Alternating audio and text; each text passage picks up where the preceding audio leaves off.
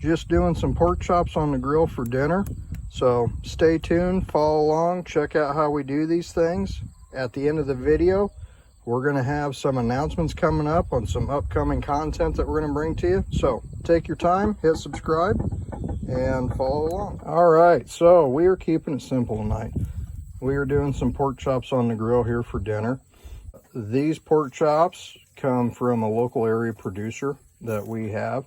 He still raises pigs in an outdoor setting and really produces good, high quality pork with a lot of flavor. You can see here the kind of fat cap that we have on the outside of this meat, and it's hard to see in the video, but we also have a lot of intramuscular fat, and that is where you get your flavor in all cuts of meat, where it's beef, pork. You want to see that intramuscular marbling and get that fat to really get that good flavor. I run a pile of my B&B Char-Log charcoal underneath. It provides an excellent heat source.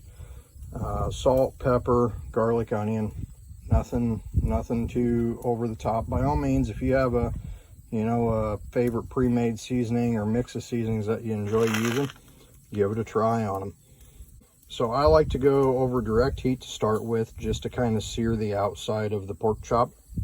And then after that, once I get the outside seared a little bit, then I'll start transitioning them off to the sides of the grill and surround my heat source and go into more of an indirect setting to finish them off. Again, pork, it's a excellent protein source, great meat, can have a lot of flavor, also a very economical meat to prepare.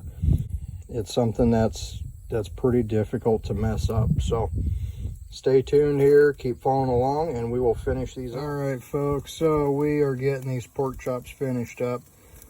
Again, I started out more in a direct heat situation, then I start spreading them out to get them off the coals once we kind of have them seared. And myself, my preference is I do like having a little bit of a char on the outside.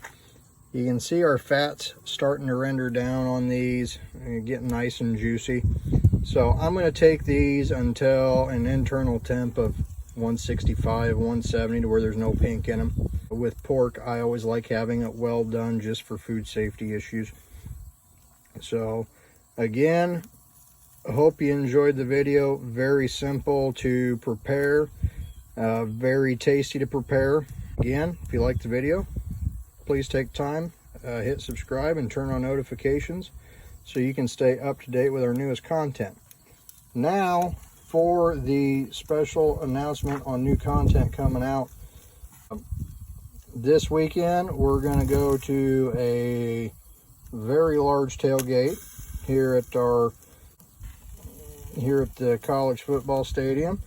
We are going to be doing all kinds of tailgate food. So we're going to be doing the burgers, we're going to be doing the brats, we're going to be doing chicken wings a couple different ways. I believe we ended up with 75 pounds of chicken wings, 100 plus burger patties, 100 plus brats. So feel free this weekend to come along, check out how we go tailgating and preparing chicken wings and all that fun stuff. We will be taking the big cooker, we'll be taking the 500-gallon reverse flow down to cook on this weekend. So again, hit subscribe, turn on notifications, and stay tuned and come along with us.